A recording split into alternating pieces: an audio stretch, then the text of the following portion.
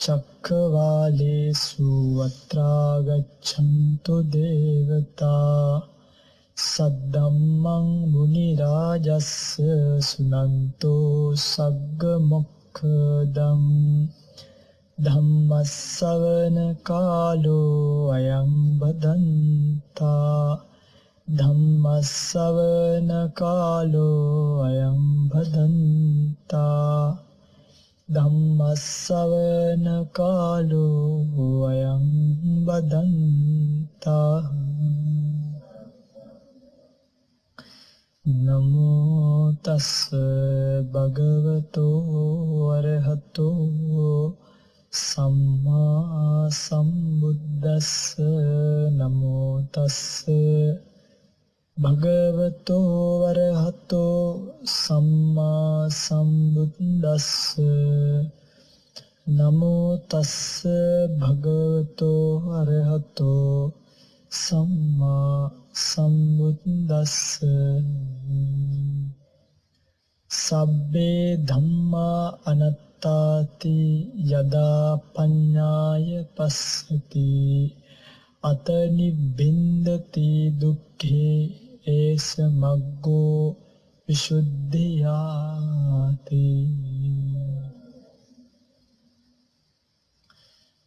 සද්ධර්ම ශ්‍රවණාභිලාෂී ගුණබර වාසනාවන්ත පින්වත්නි, පින්වත් දවසේ සෝදානම් වන්නේ ලෞතර බුදුරජාණන් වහන්සේ නමක් දේශනා කොට වදාළ උතුම් නිර්වාණ ධාතුව ස්පර්ශ කෙරෙන උතුම් ධර්ම දේශනාවක් ශ්‍රවණය කරන්නට.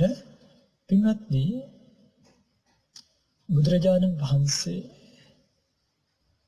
ලෝකෙට පහළ වුණාට පස්සේ කෙනෙක්ට ලබන්න පුළුවන් අවසාන ප්‍රතිඵලය ගැන මාතෘකා ස්ථානයේ ප්‍රශ්නයක් තියලා තියෙනවා. පින්වතුන්ලා විසින් මරණාසන්න මොහොතේදී කුසල්සිත අකුසල්සිත ධානසිත සියල්ලන් තොරව ශුන්‍යතාවයට සමවැදීපට සිත පුහුණු කළ යුත්තේ කෙසේද පහදා දෙන්න කියලා. මේක හරිය ලස්සන ප්‍රශ්නයක්. පළවෙනියට මේ ප්‍රශ්නේ අහුවට බොහොම පිං. මොකද හැමෝම අතරමඟ කතාවක් කතා කරනකොට මේ බුද්ධ ශාසනයක කෙනෙක්ට ලබන්න පුළුවන් හාමුදුරනේ කෙලින්ම කියලා දෙන්න මෙන්න මෙතනට යන්නේ කොහොමද කියලා තමයි අහලා තියෙන්නේ. ඉතින් ඇත්තට මේ වගේ කෙලවර ඉලක්කයක් අනිවාර්යෙන් අපිට තියෙන්න ඕනේ. ඉතින් මේ ප්‍රශ්නය දිහා බැලුවහම තේරෙනවා පින්වත්තුලා ඇත්තටම මේ ශාසනයේ අඩුම ලබන්න පුළුවන් පරම නිෂ්ඨාව මොකද්ද කියන එක පිළිබඳව හරි අවබෝධයක් තියෙන පින්වත්තුලා කියලා. ඒ නිසානේ මේක ගැන අහලා තියෙන්නේ. කෙලින්මනේ. නැත්තම් ඔයා නම් මනම් අරක ගැන මේක ගැන සසර ගැන කියලා දෙන්නේ ඒව අහන්න ඕන නම් තිබ්බනේ. හැබැයි මේ පරම ශූන්‍යතාවය කියන තැනදීම අනම්මන නෙමේ සාවින්හන්ස ආපහු නූපදින තැනට හිතපත් කරගන්නේ කොහොමද කියලා මේ අහලා තියෙන්නේ. පින්වතුනි, මේ ආපහු නූපදින තැනට හිතපත් කරගන්න මරණාසන්න මොහොතේදී ඇත්තටම ඒක අපිටපත් කරන්න පුළුවන් එකක් නෙමෙයි. අපි අදාළ හේතු ටික සකස් කරලා තිබ්බොත් සිත ඒ ස්ථානයේදී ඒ තැනටපත් වෙනවා. ඒක අනාත්මයිනේ. ආත්මයි නම් ඔන්න අපිටපත් කරන්න පුළුවන්. හැබැයි ආත්ම ස්වභාවය නැති නිසා අනාත්ම ස්වභාවය පවතන නිසා අදාළ හේතු ටික සකස් කරලා තිබ්බොත් අතනදී පරම ශූන්‍යතාවයට හිතපත් වෙනවා. මේ ශූන්‍යතාවය කියන්නේ මොකක්ද? බිඳුවට වැටීම නෙමෙයි. බුලිතන්නේ පා ශූන්‍යතාවය කොහොම හිස් එකක් කියලා නැහැ. මේ සත්පුද්ගල භාවයෙන් තොර ලෝකය. හරි? සත්පුද්ගල ශූන්‍යයයි අවබෝධ කර ගැනීමට කියන ශූන්‍යතාවය පිළිබඳව අවබෝධ කර ගන්නවා. ඒ කියන්නේ දැන් මේ ස්කන්ධ පහ තියෙනවානේ රූප, වේදනා, සංඥා, සංකාර, විඥාන කියන. මේ පංච පාදාන ස්කන්ධේ නැත්තම් නාම රූප ධර්මතා දෙක එකතු වෙලා සංගපාන කෝලමක්නේ. දැන් මේ අපි ඔක්කොලම බැලුවොත් එහෙම ධම්මවිජය සාවින්හන්සේගේ දැන් ওই පින්වත්තුල ඔක්කොම නාම රූප දෙකේ ක්‍රියාකාරීත්වයක් නේ. එතකොට මේ නාම රූප ක්‍රියාකාරීත්වයට සත්පුද්ගල භාවය ආරෝපණය කර ගැනීම සාමාන්‍යයෙන් අඥානික කරන දෙයක්. හැබැයි කෙනෙක්ට තේරෙනවා විදර්ශනා වැඩුවට පස්සේ කිසිසේත්ම මේ රූප ගොඩටවත් නාම ගොඩටවත් සත්පුද්ගල භාවයක් ආරෝපණය කරන්න පුළුවන් කමක් නැති බව. පැහැදිලිද මම කියන්නේ? විශේෂයෙන්ම සෝවාන් වෙනකොට සෝවාන් ඵලස්ත භාවයට එනකොට පැහැදිලිවම තේරෙනවා රූපස්කන්ධේවත් වේදනාස්කන්ධේවත් සංඥාස්කන්ධේවත් සංකාරස්කන්ධේවත් විඥානස්කන්ධේවත් වෙන්වෙන්ව ගත්තයින් පස්සේ සත්පුද්ගල භාවයක් නැති බව. හැබැයි සෝවාන් වෙච්ච තුමන් වහන්සේත් මේ පහේම එකතු වෙච්ච තැන මෙතන අස්මි නෙමි කියන මානයක් ගැබ් වෙලා තියෙන්න පුළුවන්. ඒ කියන්නේ අස්මිමාන ඉතුරු වෙන්නේ රහත් වෙනකම්. ඒ කියන්නේ ස්කන්ධ පහේ ඒකීය ක්‍රියාකාරීත්වය දෘෂ්ටියෙන් ග්‍රහණය කියන්නේ සක්කාය දිට්ඨියක් නෙමෙයි. නමුත් අස්මි කියන නැත්නම් වෙමි කියන මානින් ග්‍රහණීය වෙන ස්වභාවයක් මානය. ඒකට කියනවා මානය කියලා. අන්නේ මිම්ම මානය කියන එක රහත් වෙනකම්ම තියෙන එක. එතකොට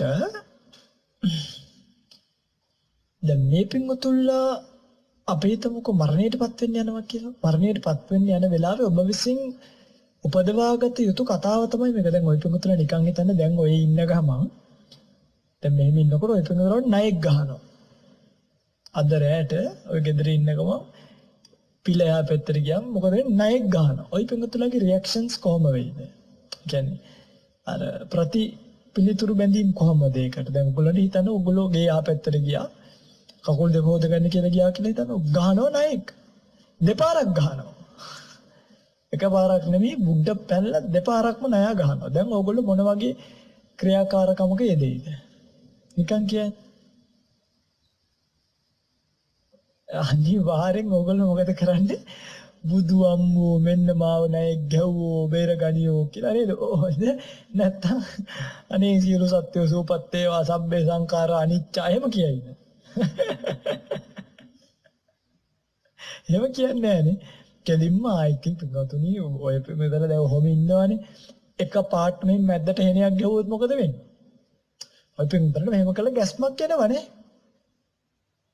ඒතර කිඹුල්ලු ඉන්න වැවකට දාලා කිඹුල්ලු නෑ කියලා දාලා බැස්සට පස්සේ කියන ඔය වෙවේ කිඹුල්ලු ඉන්නවා බුදු අම්මෝ අපි නම් දන්නේ නැහැ කියලා. ඔය පිටුතර මොකද කරන්නේ? අනේ ඉතින් කිඹුල්ලු කනවා නම් කාපු දෙන් කියලා ඉන්නවද පණ කඩාගෙන පීනගෙන උඩට එනවද? අන්න ඕකට කියනවා ආත්මීය දෘෂ්ටිය කියලා. නැත්තම් ඔයගලන්ට පුළුවන් ද මෙන්න මෙතනට එන්න? දැන් ඔයගොල්ලෝ ඉන්න තැන උතන. ඔයගොල්ලෝ ආයුත්තේ මෙතනට. ඔන්න ණයා ගහනවා. ගැහුවට පස්සේ ගහනකොටම බය මාත්‍රයක්වත් උපදින්න නැතුව දෂ්ට කරලා ඉවර වෙනකොටම අපිට මතක් වුණොත් රයිට් ලෝකේ නාම රූප ධර්මතා දෙක උප්පත්තියත් එක්ක හටගත්තා වගේම ඔන්න රූප ධර්මතාවයත් නාම ධර්මතාවයත් බිඳින්න හේතුවක් සකස් වුණා. හරි දැන් මේ විෂ මගේ ශරීරයට ආපాతගත වෙලා මෙහෙම ගිහිල්ලා මගේ මේ ස්නායු બ્લોක් වෙලා අක්මා બ્લોක් වෙලා ඔක්කොම වෙලා දැන් මගේ සිත වැඩ කරන්නේ නැතු වෙනවා රූප අක්‍රිය වෙනවා දැන් මරණයටපත් වෙන්න යන්නේ. හරි නාම රූප දෙකේ ආයුෂ ඉවරයි. දැන් මොකද කරන්න ඕනේ? දැන් මේකේ විදර්ශනා කරගන්න ඕනේ කියලා පැත්තකට ගිහිල්ලා ඉඳගෙන ගහක් මුල මේ දැන් ඔබට වේදනාව දැනෙනවනේ දැන් විෂ යන දැන් මට හුස්ම ගන්න බෑ මේ තමයි සංසාරයේ හැටි නාම රූප ධර්මතාවල හැටි මේවා ආයි ලැබුවත් ඔච්චරයි ආයි ලැබුවත් ඔච්චරයි ආයි ලැබුවත් ඔච්චරයි ඔහොම කරන්න පුළුවන්. දැන් මේ තියෙන තත්ත්වය හැටියට පුළුවන් ද බැරිද? දැන් ඔයගොල්ලෝ කෑ ගහනවා බුදු අම්මෝ කියලා කිය. පින්වතුනි ඇත්තම කතාව තමයි. ඔන්න ඔතන්ට ඔබේ හිතපත් උණු. අන්න එතකොට මොකද වෙන්නේ? සංස්කාර පිළිබඳව අපේක්ෂාවක් නැතුව. ඒ මොකද සංස්කාර පිළිබඳව දන්නවනේ. නාම රූප දෙකේ පැවැත්මත් නැවැත්මත් උදයාවෙත් බයත් ඇතිවීමත් නැතිවීමත් භංගයත් බහිතප හැමදේම ඔබට තියෙනවා නම් ඔබ කිසිසේත්ම මේ නාම රූප දෙකේ නැවත මුලා වෙන්නේ නැති දැනකටපත් වෙනවා. ඔන්න ඔතනට හිත හදා ගන්න ඕන. කොහොමද ස්වාමීන් වහන්සේ ඔය කියන ආකාරයෙන් ණයක් දෂ්ට කරාම ඔච්චර බය නොවී ඉන්නේ පින්වතුනි? ඒ තමයි. දැන් මේ අහලා තියෙනවනේ සිත පුරුදු කළ යුත්තේ පුහුණු කළ යුත්තේ කොහොමද කියලා. ඔන්න ඔතනට තමයි ඔබේ හිත පුහුණු කරන්නේ. ඒක කරන්නේ කොහොමද? ඒක කරන්න පින්වත්නි දීර්ඝ වැඩපිළිවෙලක් තියෙනවා. නිකම් මේ දවසින් කරන්න පුළුවන් එකක් නෙවෙයි. ඔබ විසින් සංකාර උපේක්ඛා ඥානෙ උපදවා ගන්න ඕනේ. ඒ කියන්නේ හැම සංස්කාරයක් පිළිබඳවම ඇලීමකුත් නැති ගැටීමකුත් නැති. ඒ කියන්නේ කිසිම ඇයි ඇලෙන්නේ නැත්තේ? ඇලිලා වැඩක් නැහැ කියලා දැනෙන්න ඕනේ. ඒ කියන්නේ කලකිරීමක් නිබ්බිදාවක් ඇති වෙන්න බෑ. සංස්කාර පිළිබඳව කලකිරීමක් ඔබට තියෙනවා. ඒ කිසිම සංස්කාරයක් පිළිබඳ වැළීමක් නැති තැනකට හිතපත් කරගන්න ඔබට පුළුවන් නම් එතකොට ඇලෙන්නේ නැති වෙන්නේ හේතුවක් ඕනේ. ඇලෙන්නේ හේතුවක් තියෙනවා ආස්වාදය. ආස්වාදය නිසා තමයි ඇලෙන්නේ. ඇලෙන්නේ නැති වෙන්න නම් එහෙනම් මොකද්ද තියෙන්න ඕනේ? ආදීනවය පේන්න ඕනේ. ආස්වාදී පෙනුනොත් ඇලෙනවා, ආදීනව පෙනුනොත් ගැලවෙනවා. ගැටීමත් එහෙම. ඇලීම තියෙන තාක් ගැටීම තියෙනවා. ඇලීම නැති වෙනකොට ගැටීම නැති වෙනවා. දැන් පින්වතුනි සංකාරපෙක්ඛා ඥානෙ තමයි උපදවා ගන්න ඕනේ. එහෙනම් ඔන්න මෙතනට යන්න නම් ඔබ විසින් පළවෙනියටම කළ යුත්තේ කුමක්ද? සංකාරපෙක්ඛා ඥානෙට සමවදින්න. සංකාරපෙක්ඛා ඥානෙ ඇති කරගන්නේ කොහොමද? සංකාරපෙක්ඛා ඥානෙ ඇති කරගන්න නම් ඔබ මේ ලෝකයේ තියෙන ධර්මතාවයන් පිළිබඳව කලකිරීමක් ඇති කරගන්න. ඒ කියන්නේ කලකිරුණොත් තමයි සංකාර පිළිබඳ උපේක්ෂාවකට එන්නේ. කලකිරුණ නැත්නම් කවදාවත් උපේක්ෂාවකට එන්නේ නැහැ. අන්න ඒකට කියනවා නිබ්බිදානුපස්සනාව. එහෙනම් සංකාර උපේක්ඛාවටත් කලින් ඔබ විසින් උපදවාගත යුතු එකක් තියෙනවා. ඒ මොකද්ද? නිබ්බිදානුපස්සනා ඥානය ඇති කරගන්න. පැහැදිලිද මම මේ කියන්නේ? ඔකට අහලා තියෙන උද්‍යාවයේ භංගානුපස්සනාව, බයතුපට්ඨාන, ආදීනවානුපස්සනාව, නිබ්බිදානුපස්සනාව, මුංචතු කම්මිතාවේනේ. නිබ්බිදාව ඇති කරගත්තට පස්සේ තමයි මුංචතු කම්මිතාවේ නිදෙන්න ඕනි කියලා හිතෙන්නේ. මේ ලෝකෙන් යන්න ඕනි කියලා. ඊට පස්සේ තමයි සංකාරපෙක්ඛා ඥානෙ ක්‍රමානුකූලව ගිහලා පටිසංකානුපස්සනා ඥානින් පස්සේ ඇති වෙන්නේ. නිබ්බිදාව ඇති කරගන්න ඕනේ. නිබ්බිදාව ඇති වෙන්න නම්, කලකිරීම ඇති වෙන්න නම් සංස්කාරයන්ගේ මොකද්ද දකින්න කිව්වේ? ආදීනවය දකින්න ඕනේ. ආස්වාදය නෙමෙයි. ආදීනවය දකින්න ඕනේ. ආදීනවය දකින්නවා කියන්නේ මේ සංස්කාරයන්ගේ ඇතිවීමත් නැතිවීමත් කල්පනා කරන්න. දැන් එහෙනම් මට කියන්නකො මෙතනට යන්න ඕන නම් හිත පුහුණු කර යුත්තේ කුමක් කරාද? සංස්කාර ධර්මයන්ගේ ඇතිවීමත් නැතිවීමත් කෙනෙක් කල්පනා කළොත් ඔකට කියන්නේ උදේවය කියලා. උදයව්‍ය ඥානෙදී උදය වය කල්පනා කළොත් එයාට උපදින උදයව්‍ය ඥානෙ. ඊට පස්සේ එයාට පේනව ඇතිවීම නෙමෙයි සංස්කාරයන්ගේ නැතිවීම විතරක්. භංගානුපස්සනාව උපදින. ඊට පස්සේ මෙයා සංස්කාර වලට බයක් උපදවා ගන්නවා. බයතුපට්ඨාන ඥානෙ ඇති වෙනවා. අනතුරු ආදීනවානුපස්සනාව ඇති වෙනවා. අන්න ආදීනව දකි. නිබ්බිදානුපස්සනාව කලකිරෙනවා. මුංචතු කම්මිතා පටිසංකානුපස්සනා සංකාරෝපේක්ඛ. පැහැදිලිද මම මේ කියන්නේ? දැන් මේකට යන්නේ එහෙනම් දැන් උදේවය ඇතිවීම නැතිවීම බලන්න ඕනිකොත් ඕකට යන්න නම් පින්වතුනි ඔබ විසින් ක්‍රමානුකූලව මෙන්න මේවා අධ්‍යයනය කරන්න ඕන. රූප ධර්මතා සහ නාම ධර්මතා පිළිබඳ. මොනවද? රූප ධර්මතා සහ ඔබ නාමත් රූපත් කල්පනා කරලා බැලුවාම ඒ නාම රූප දෙක සංසාරේ එන්නේ සත්පුද්ගල භාවයෙන් තොර බව. හුදු කර්ම චිත්ත ඍතු ආහාර වලට අනුරූපීව රූපය සකස් වෙන බව. චිත්ත නියාම ධර්මයට අනුරූපීව නාමය සකස් වෙන බව. එතකොට සංසාරේ කොහොමද මේවා යන්නේ කියලා කල්පනා කරද්දී පටිච්චසමුප්පන්නවයි මේවා යන්නේ කියන එක මත අන්න එතකොට ඔබට පේන්න පටන් ගන්නවා නාමවලත් රූපවලත් තියෙන පොදු ලක්ෂණ තුනක්. මොනවද? අනිත්‍ය, දුක්ඛ, අනාත්ම. අනිත්‍ය දුක්ඛ අනාත්ම දකින්නකොට තමයි ඔබට ක්‍රමානුකූලව උදයව්‍ය භංගානුපස්සනා ඥාන උපදින්න. දැන් තේරෙනවද මේ පාත් එක? දැන් බලන්න මේක වීදුරු වගේ තියෙනවනේ. එහෙනම් ඔබ විසින් පටන් ගන්න ඕනේ කොතනින්ද? නාම රූප ධර්මතාවයන්ගේ ඇති තතු ඒ ආකාරයෙන් පරීක්ෂන්න පටන් ගන්න ඕනේ. හිත පුහුණු කරන්න ඕනේ ඔහොමයි. ඔබ නාම රූප ධර්මතාවයන්ගේ ඇති තතු යථාකාරයෙන් පරීක්ෂනවා නම් කොහොමද? ඒ රූප ගත්තාම මේ රූප ධර්මතා තියෙනවා. සාමාන්‍යයෙන් මේ ශරීරයේ විදර්ශනාවට ගන්න පුළුවන් රූප ධර්මතා රූප කොටස් හතරක් තියෙනවා. එකක් තමයි පඨවි ධාතු අධික රූප කොටස්.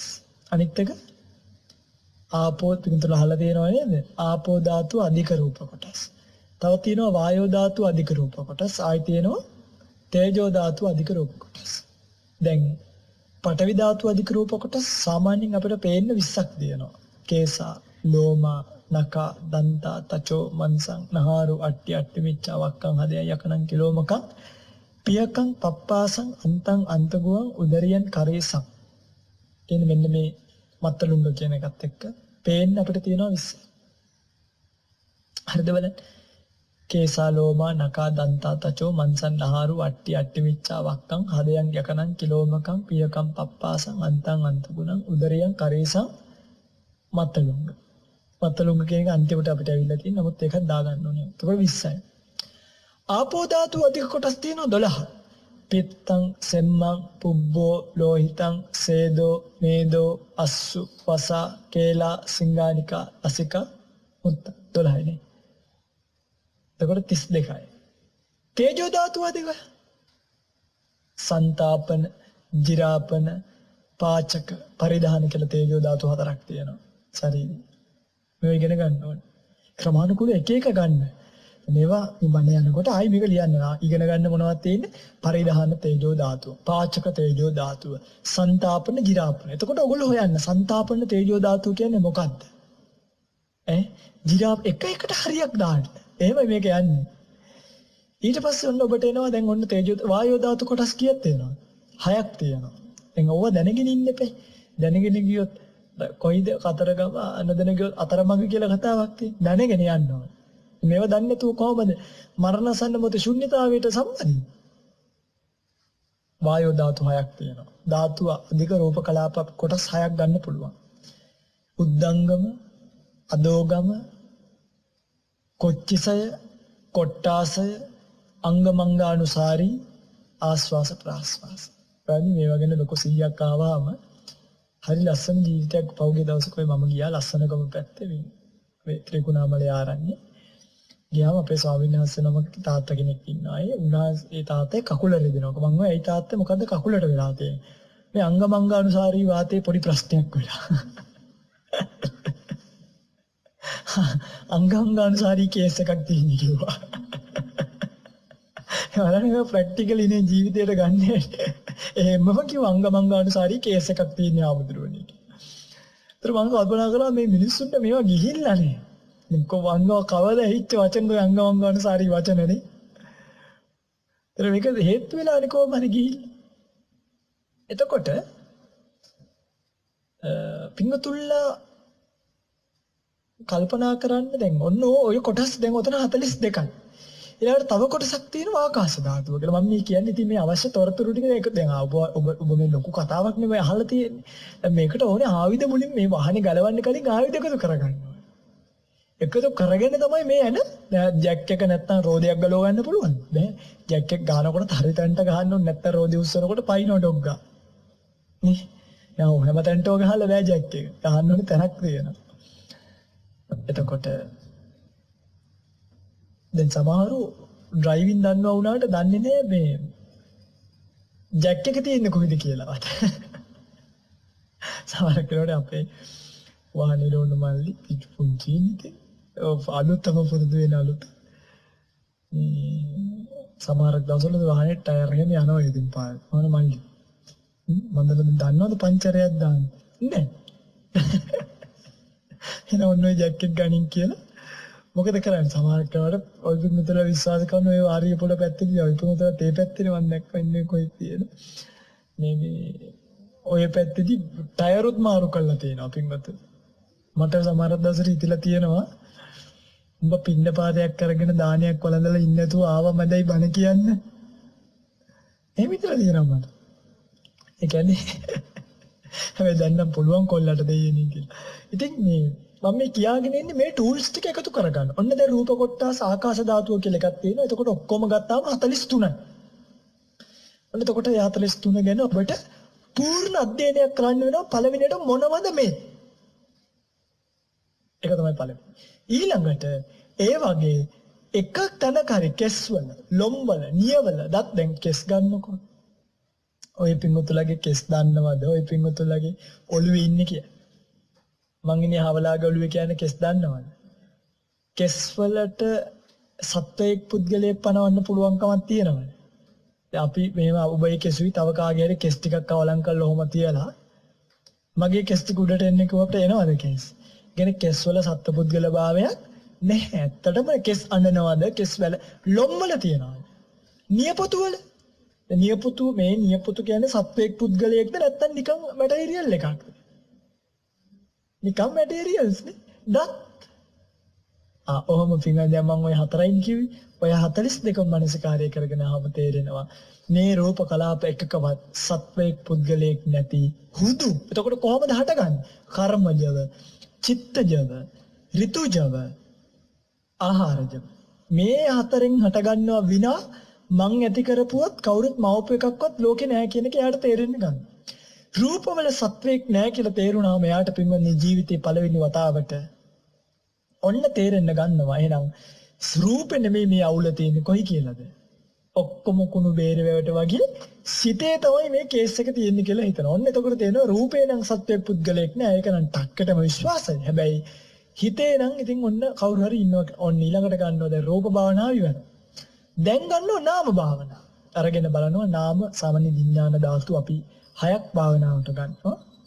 චක්ෂු විඥානේ, සෝත විඥානේ, ගාන විඥානේ, ජීවා විඥානේ, කාය විඥානේ, මනෝ විඥානේ. මේ කියන 6ම අරගෙන දැන් චක්කු විඥානේ කොහම ඕකේ අපිට ලොකු පරාසයක් තියෙනවා කවර් කරන්න.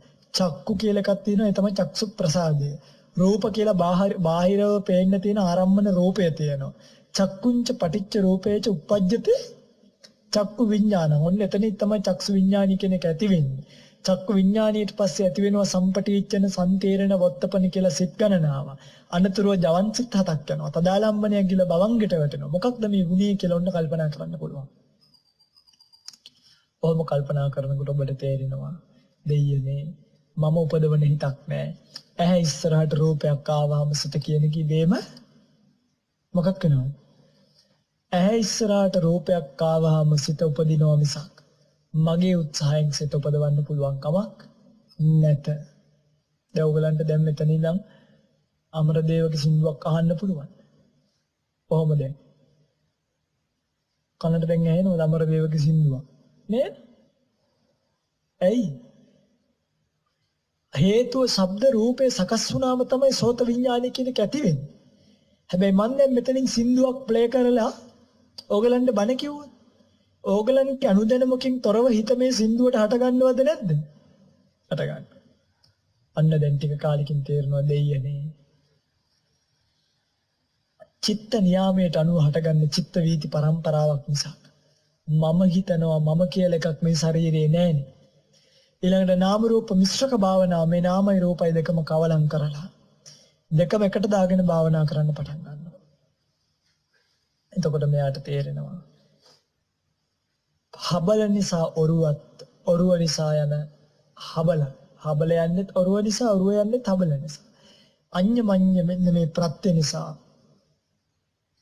නාමත් රූපත් මේ දෙක සැරිසරනවා. මේ දෙකේ සැරිසරීමට දාලා තියෙනවා මම නමක් සත්වයා පුද්ගලයා කියලා. හැබැයි සෙපරේට්ලි ගත්තාම වෙන් කරලා ගත්තාම රූපවල සත්වයකුත් නැහැ නාමවල සත්වයකුත් නැහැ. අන්න බලන නාම රූප පරිච්ඡේද ඥානෙ ඇති වෙනවා. දැන් ඊට පස්සේ ඔබට ඊළඟට කල්පනා වෙනවා එතකොට දෙයියනේ සත්වයක් පුද්ගලයෙක් නැත්තම් නාම රූප කොහොමද සසර එන්නේ? ඔන්න ඊට පස්සේ ඔබට අහු වෙනවා විඥානිය ඇති වෙන්න නම් සංකාර තියෙන්න ඕනි. සංකාරය ඇති වෙන්න නම් අවිද්‍යාව තියෙන්න ඕනි. අවිද්‍යා පත්‍ය සංකාරා. සංකාර පත්‍ය විඥානං. විඥාන පත්‍ය නාම රූපං. නාම රූප පත්‍ය සලආයතනං. සලආයතන පත්‍ය පස්සෝ. පස්ස පත්‍ය වේදනා. වේදනා පත්‍ය තණ්හා. තණ්හා පත්‍ය උපාදාන. උපාදාන පත්‍ය භවෝ. භව පත්‍ය ජාති. අන්න ඉපදින සකස් විදි කියන්නේ ඉපදෙන ක්‍රමවේදය ලෝකෙට ආවා. ඊට පස්සේ ඔබට තේරෙනවා සත්ත්ව පුද්ගල ශූන්‍ය නාම රූප ධර්මතා පටිච්ච සමුප්පාදය නිසා පටිච්ච සමුප්පන්න ධර්ම බවට පත් වෙලා පටිච්ච සමුප්පාදයෙන් ඉපදිච්ච පටිච්ච සමුප්පන්න ධර්ම බවට පත් වෙලා ලෝකෙ සැරිසරන. එතකොට ඔන්න ඔබට මගේ දිහා ඔබ ඔය භාවනාව කරලා ඇවිල්ලා මගේ දිහා බලනවා. දැන් පේන්නේ කොහොමද? දැන් පේන්නේ ධම්මවිජයාම්ඳුරු බණ කියනවා කියලානේ. එදාට පේන්නේ පටිච්ච සමුප්පන්න ධර්මතා ටික හේතුන්ට අනුරූපීවම ක්‍රියාත්මක වෙමින් පව. දැන් මම මේ බණ කියනවා කියන එක අතර මම මේ හිතලා කියන එකක් නෙමෙයි පින්වල. ඒ නේ එහෙනම් ආවුදුනේ ඔය ඉබේ කියනවා ආච්චි වෙයිලාද නැහැ. සාංශාරික හෝ කුමක් හෝ නිසා හේතුවක් සකස් වෙලා මිනිස්සුන්ට බණ කියන්න ඕනි කියලා. කුමක් හෝ නිසා. ඒ හේතුවට අනුරූපීව ක්‍රියාත්මක වෙන ඵල මිස. ඒට අනිද්දාට මට තේරුණොත් එහෙම දැන් මම මේ දැන් බණ කියාගෙන යනවා. දැන් ওই පින්වතුන්ල ඔක්කොලම එකතු වෙලා බයින්න පටන් ගන්නවා. ධම්මේ ජාන්ද්‍රෝ බණේ වැඩක් නැහැ අරකයි. එතකොට මොකද කරන්නේ මම්ම? දැන් හේතුව සකස් වෙනවා බණ නවතින. ආයි මගේ බණ මෙහෙ යන්නේ නැහැ ඊට පස්සේ. අන්න දැන් තේරෙනවා. ඔන්න ඔබට තේරෙනවා පටිච්ච සමුප්පන්න ධර්මතා ටිකක් ක්‍රියාත්මක භාවයේ පවතිනවා කියලා. ඊට පස්සේ ඔබ මේ පටිච්ච සමුප්පන්නව ආපු නාම රූප ධර්මතාවල අනිත්‍ය ලක්ෂණය බලනවා. චිත්තක්ෂණයක් පාසා නැති වෙන සිතත් චිත්තක්ෂණ 17ක් පාසා නැති වෙන රූපයක් පිළිබඳව අනිත්‍ය ලක්ෂණය බලන ඔබට දෙයනේ මෙච්චර ඉක්මනට විපරිණාමයටපත් වෙන මේ නාම ධර්මතා දුකයි නේද කියලා දුක්ඛ ලක්ෂණය වැටහෙන්න ගන්නවා. ඊට පස්සේ සැප සනීප කෑම එකක් ළඟට આવත් ඔබට පේන්නේ සැපද දුකද? ෂණ මාත්‍රයක් ඇතුළත මේ රූප ධර්මතාවල නාම රූප ධර්මතාවල වල නැතිවීම අරමුණු වෙන ඔබ කිසිදු කෑමකයි මුලා වෙන්නේ. රූප ධර්මතා පිළිබඳවවත් ඔබට අවබෝධයක් වෙනවා චිත්තක්ෂණ 17න් 17ට විරුද්ධ අනිච්ච භාවයට පත් වෙන මේ රූප කලාප පිළිබඳව. මේවා සකස් කිරීමත් දුකක් නේද? සකස් කරපු ඒවා චිත්තක්ෂණ 17න් 17ට වෙනස් වෙනවා කියන එකත් දුකක් නේද? වෙනස් වෙන අතරමඟ වෙන පීලන දුකත් මහ දුකක් නේද කියලා පින්වත්නි තව තැවීමත් දුකක් නේද කියලා ඔන්න කල්පනා වෙන්න පටන් ගද්දී ඔබ ක්‍රමානුකූලවම අනිත්‍ය දුක්ඛ අනාත්ම නිසා මේ රූපවල ඇතිවීමත් නැතිවීමත් බලන යෝගාවචරයන් බවට පත් වෙනවා. ඕකට කියන උද්‍යව විඥානීය මුල් අවස්ථාව කියලා. ඕකේ නැවත නැවත මනසකාරීදී උද්‍යව විඥානීය මෝරනවා. උද්‍යව විඥානීය මෝරනකොට භංගානුපක නැතිවීම විතරක් පේන්න පටන් ගන්නවා. ඒකට කියනවා භංගානුපස්සනාව කියලා. භංගානුපස්සනාවේදී ටිකින් ටික භංගය දකිනකොට ඔබට සංස්කාර පිළිබඳව බයක් ඇති වෙනවා. ඔබට ඔබේ ගෙදර අලුත් දරුවෙක් දැන් ඉපදුනොත් එහෙම අප්පුඩි ගාලා දෙයිය දුන්නාය අම්මේ ඉතින් අපේ පණය කියලා සතුටු වෙනවනේ. උදේව වෙන භංගානුපස්සනාවට පස්සේ දරුවෙක් ඉපදුනොත් එහෙම ඔබට උපදින්නේ බයක්. ඇයි? උප්පත්තිය සහේ වේදං මරණං ආගතං සදා. භංගය පේනවා ඇති වෙච්ච රූප කලාප වල භංගය ඔබට පේනවා හොරාට රහසින්. භංගානුපස්සනාව දකින්න ඔබ උද්‍යව්‍ය බයතුපට්ඨාන භංගානුපස්සනා බයතුපට්ඨානිය දකින්න ඔබ ඊළඟට මේ වගේ ආදීනව මේවට ඇලීම් වශයෙන් තියෙන ආදීනව කල්පනා කරමින් ඒකට ඇලීමක් නැති කරගන්නේ කලකිරීමක්. අන්න නිබ්බිදානුපස්සනාව තියෙනවා. නිබ්බිදානුපස්සනාව ඇති වුණාට පස්සේ මේ සංස්කාරයන් එක්ක හොරතල් වෙවි ඉන්න ඔබට ඕනේ. ඒ සංස්කාරයන්ගෙන් මිදෙන්න ඔබට ඕනේ. මිදෙන්න ඔබට ඕන වෙනකොට මුංචිත කම්මිතාවය ඇති වෙනවා. මුංචිත කම්මිතාවෙන් පස්සේ ආපහු සැරයක් අනිත්‍ය දුක්ඛ අනාත්ම කල්පනා කරමින් පටිසංකානුපස්සනාවත් එතනින් සංකාරූපෙක්තාවත් උපදවා ගන්නවා. දෙයනේ මොනවා කිව්වද මන් දන්නේ නැහැ. ඒ විතරයි.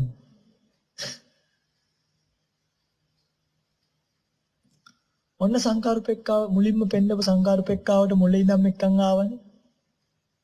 මුලින්ම කිව්වා අදාළ වෙන්න ඕනි දේ. ඔන්න ක්‍රමවේදය කිව්වා. සිත පුහුණු කළ යුත්තේ එහෙම. ඔන්න අතන්ට ගිහිල්ලා දැන් කනවා අර සර්පය. මොකද වෙන්නේ? පින්නතනි සංස්කාරයන්ගේ අනිත්‍ය දුක්ඛ අනාත්මය මනවින් දැකපු ඔබ කිසිම සංස්කාරයක් ඇතුළේ තප්පරයක්වත් ජීවිතේ ජීවත් වෙන්න අපේක්ෂා නොකරන ඔබ අර සර්පය දෂ්ට කිරීමත් එක්කම ඔබට වඩාත්ම තීව්‍ර වෙන්නේ බුදුම්මෝ කියලා බයක් නෙමෙයි සංස්කාර පිළිබඳව ඇති කරගත්තු අවබෝධය. ඒ නිසාම අහෝ සබ්බේ සංඛාරා අනිත්‍ය සියලු සංස්කාරයෝ නැසෙන සුළුයි නේද? මේවට ඔට්ටු වෙවි කෑ ගහලා ස්පිරිතාලේ යන්න දඟලන වෙලාවත් කොච්චර අපරාධයක්ද? දැන් කොහොමත් මැරෙන එකනේ. ඔන්න ඔය අවබෝධයෙන්ම මැරනවා මේක වේදනාවක්. ස්පිරිතාලේ ගියත් මැරෙන්න පුළුවන්. හොඳයි ගිහිල්ලා හොඳයි උමනේ මතක් වෙන්නේ ගිහිල්ලා හොඳ වුණත් නොමැරී ඉන්නවා. දැන් සර්පයා කාලේ හොඳ වුණා. වැඩක් නැහැනේ කොහොමත් S2 පේන්නේ නැති වෙනවා කාලයක් යද්දි කුණු වෙනවා නේද? එහෙම වෙනවනේ. ඒ ඔක්කොම මතක් වෙනවා ඒ වෙලාවට.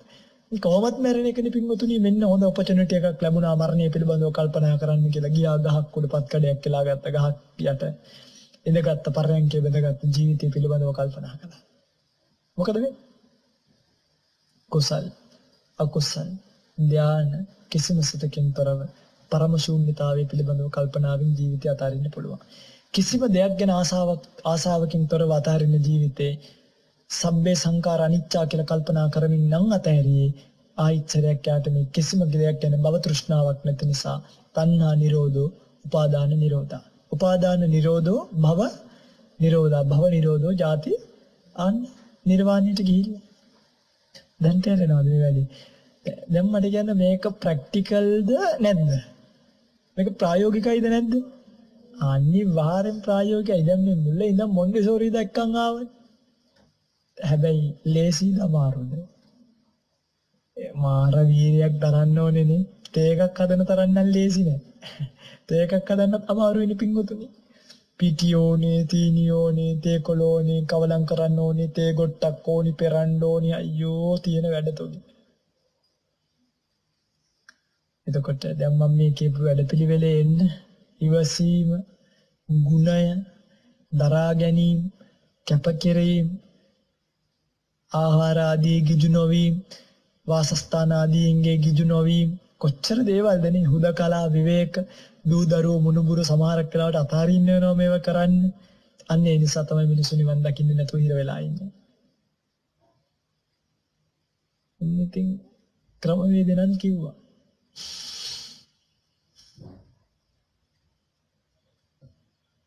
තුම්මේ කිච්ඡං ආතප්පං අක්කාතාරෝ තථාගතා. කලියොත්තේ ඔබ විසින්නේ අපට ඇත්තේ පාර කියලා දෙන්නට පමණිය. හරි. එහෙනම් ඉතින් ගෙවල් වල ගිහිල්ලා මොකක් කරන්න ඕනේ? ඕවා කරන්නේ නාම රූප ධර්මතා අර කියපේකේ නම් පට. එක එක හරි එකතු කරන්න. පුළුවන් ඔබට. එක එක හරි එකතු කරන්න අනිවාර්යෙන් ඔබට මේ ගමන යන්න පුළුවන්. මේ ගමන හරි ලස්සන ගමනක්, හරි සුව සුන්දර මధుරකම්. දැන් ඔබ හිතන්න එපා හම්බේ හාමුදුරුවනේ ඔබ වහන්සේ මාර කතාවන් කියන ණයෙක් ගැව්වත් කෑ ගහන. ඇයි පින්වතුනි එහෙම තමයි සංසාරේ නිවන් දැක්කේ. දැන් අර එක වෙලාවක කොටියා කනවා වික්ෂුවක්. මතකද? කොටියෙක් මොකද කරන්නේ? භාවනා යෝගී වික්ෂුවක් ඇදගෙන යනවා.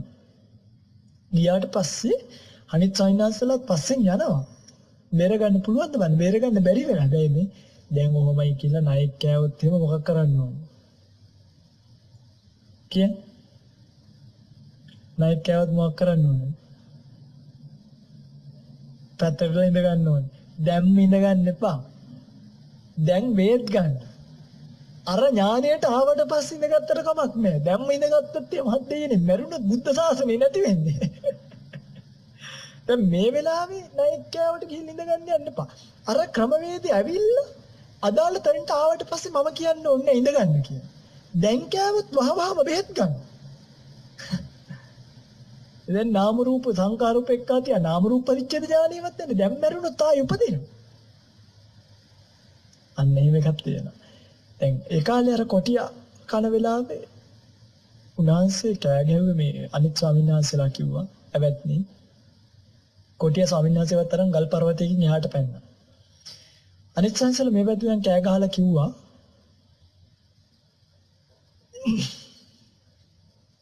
ඇවැත්නි මේ දැන් තමයි භික්ෂුන්ගේ විශේෂත්වය පෙන්වන්න වෙලාව කියලා. ওই වගේ වෙලාවට තමයි භික්ෂුවගේ විශේෂත්වය පේන්නේ. කෑ ගහන්න කරන්නේ නැතුව විදර්ශනා කරන්නේ. පින්නතුනේ. කකුලේ ගොප්මස් ගාවට කනකොට සෝවාන්. දනිස් දෙක් ගාවට කනකොට සකදාගාමී. විදර්ශනාවේ බලවත්කම්. ඉන ගාවට කනකොට අනාගාමී. පපු මස කඩාගෙන කනකොට රහත් වෙනවා. පිරිණිවුණා. අන්න බලන්න කොච්චර ප්‍රැක්ටිකල්ද කියලා නේ. ඇයි මේ ජීවිතය පිළිබඳව ඉතින් කොච්චර කල්පනා කරන්නේ නැද්ද මේ කොටියෝ කනවා මෙහෙම තමයි සංසාරේ ආයි පුදුනොත් ආයි මෙහෙමයි. ඔහම හිතලා පින්නදි ගැලවුණා. දැන් අර දීග වාපිය පිළිසකර කරන එක් ස්වාමීන් වහන්සේලා පිරිසක් මේ එක ආමඳුර කෙනෙක් උඩින් පල්ලයට වැටුණා. දැන් ඕගොල්ලෝ හිතන්නේ රුවන්වැලි මාසයේ තීන්තක ගා ඉන්නකොට එක්කෙනෙක් උඩින් බිමට වැටෙනවා අපිට පේනවා. අපි මොනා කරන්නේ? අයියෝ කියලා නේ දැස් දෙක වහගෙන කම් කඩාගෙන කෙන්දිරි ගාලා ඔය මායින් විලාප තියලා නේ. අර බාන එතන හිටිය ස්වාමීන් වහන්සේලාගේ ඉවසීම ඇවැත්නි. දජග්ගේ සිහි කරන්න කිව්වා. දජග්ගේ සිහි කරනකොට චෛත්‍ය ඇතුලෙන් ගඩලක් එළියට ඇවිල්ලා ස්වාමීන් වහන්සේව අල්ලගත්තා. ගාලා ආවේ ස්වාමීන් වහන්සේගේ යටිපතුලට. හිට්ටා. කොහමද මිනිස්සුන්ට තිබ්බ විදර්ශනා අද කෝ ඒවා. ඒ නිසා ඒ වගේ සංයමයකින්, ඒ වගේ ඉවසීමකින්, ඒ වගේ කැපකිරීමකින්, ඒ වගේ දරා ගැනීමකින් ජීවිතය ඔබ විසින් පුරුදු කළ යුතු ධර්මතා රසක් ලෝකෙ පේන්න තියෙනවා. මම හිතන්නේ ඔබට වැටහෙන්නේ නැති මම මේ කෙටියෙන් එක පැයක් ඇතුළත මේ කතාව කිව්වේ සම්පූර්ණ විදර්ශනා මාර්ගය. මේවට ගුරු ඇසුරකුත් තියාගන්න ඕනේ. ඒක එතකොට තමයි ගුරු ඇසුරක් වෙනකොට තමයි දැන් ඕම යනකොට ඔයගලන්ට ප්‍රශ්න එනවනේ එක එක. ඒ ඔයගලන්ට එනවා ආමුදුරනේ සත්‍යයක් පුද්ගලයෙක් නැත්තම් කහන්නේ හිතනකොට කසන්නේ කවුද? අර ඒ වගේ චූටි ගැටලු වෙන්න පුළුවන්. දැන් ඔක අපිට හොඳටම තේරෙනවා. පොඩි ස්වාමීන් වහන්සේලාට භාවනා දෙන කමඨහන් ආචාර්යවරු නිසා භාවනා කරන මිනිස්සුන්ට නොයි ප්‍රශ්නේ නෝක දැන් තනියම අරගෙන ඔක අරගෙන කැලේ පයින් යන්නත් එපා. හැබැයි මේක කරන්න ගත්තට පස්සේ අපිට කරන්න පුළුවන් උදව්වක් අපි ඔයගලන්ට දැන් ඔයගලන්ට තියෙන්නේ මහා ලෝකයේ ඔහොමනේ ඔය නිකන් නම්මනම් ප්‍රශ්න අහන්න එපා බොරුවට. අපරාධය. ඔයගොල්ලෝ මේ භාවනා කරන්න අරගෙන තේරෙන්නේ නැති තැන හැමදෙරුවනේ මට සංතාපන ධාතුව තේරෙන්නේ චුට්ටක් කියන්න කොහොමද අන්න එතකොට අපි කියලා දෙන්න. නැත්තම් පිංගුණිය හැමදේම වගේ මේ බණි වරුණාව මිනිස්සු වෙනවා ප්‍රශ්න අහනවා හැමෝම කරන කෝලම තමයි ඒක. එතකොට දැන් අපිට තේරෙනවා මිනිස්සු ධර්ම අවබෝධය කරන්නද දඟලන්නේ නැත්තම් වෙන මොකක් හරි පස්සෙන්ද දුවන්නේ කියලා. ඒ නිසා ඔබ කරුණා කරලා මේ බණ අහන පින්වතුන්ලා මේ කියන මාර්ගය වඩන්න ගන්න. අන්නේ වඩන මාර්ගයට තමයි අපිට උදව් කරන්න පුළුවන්. අන්නේ වඩන මාර්ගයට තමයි අපිට උපකාර කරන්නේ. අන්නේ වඩන මාර්ගයට තමයි අපිට පිළිසරණක් වෙන්න පුළුවන්. එතකොට ස්වාමීන් වහන්සේලාට කරදරයක්වත් නෑ. ওই පින්මුතුලාට කරදරයක්වත් නෑ. ස්වාමීන් වහන්සේලාගේ යුතුයකම කරනවා. ওই පින්මුතුලාගේ වැඩේ කරගන්න. එහෙමයි මේ ජීවිතය සකස් වෙන්නේ. ඉතින් එනිසා ආදරෙන් ගෞරවයෙන් සිල් ගුණ දම් රකින්න, ගුණ ධර්ම වඩන්න, ගුණ ධර්ම වලින් පෝෂණය වෙන්න. එහෙම ගුණ ධර්ම වලින් පෝෂණය වෙද්දී ගුණ ධර්ම වඩනකොට ජීවිතයේ පිළිබඳව ටික අවබෝධ වෙනකොට ඇත්තටම මේ ජීවිතය ගැන අපේක්ෂාවක් නැති වෙනවා ටිකින් ටික. එකපාර කරන්න යන්න එපා. මේ එන්න තියෙන පියවරවල් දිගේ එන්න. අන්න ඒ දිගේ එනකොට තමයි පෙන්වතුල්ලට පුළුවන්කමක් ලැබෙන්නේ ක්‍රමානුකූලව ජීවිතය පිළිබඳව අවබෝධයකට. එහෙම අවබෝධයකට එද්දි පින්වතුනි වෙන්නට ලෝකෙ පෙච්ච විදියට පෙනුණු විදියට නෙමෙයි පේන්න පටන් ගන්න. වෙන්දා ලෝකේ පෙනුන විදිය, වෙන්දා ලෝකේ දැනිච්ච විදිය, වෙන්දා ලෝකේ තේරුම් ගිය විදිය සම්පූර්ණයෙන්ම හාත්පසම වෙනස් භාවයට ගිහිල්ලා ජීවිතය පිළිබඳව අවබෝධයෙන් දකින කෙනෙක් සංස්කාර පිළිබඳව මුලා නොවි දකින කෙනෙක් සංස්කාරයන්ගේ කවුරු හරි අපි හිතමු දැන් මේක අවබෝධ කරගත්තා කියලා ඔගොල්ලෝ අනාගාමී වුණේ නැත්තම් ඔයගලන්ගේ දුව විඳින්න ඔයගලන්ට බැරි නෑ. පුළුවන්. ඔයගොල්ලෝ දුව විඳින්න. ස්වාමිය භාර්යාව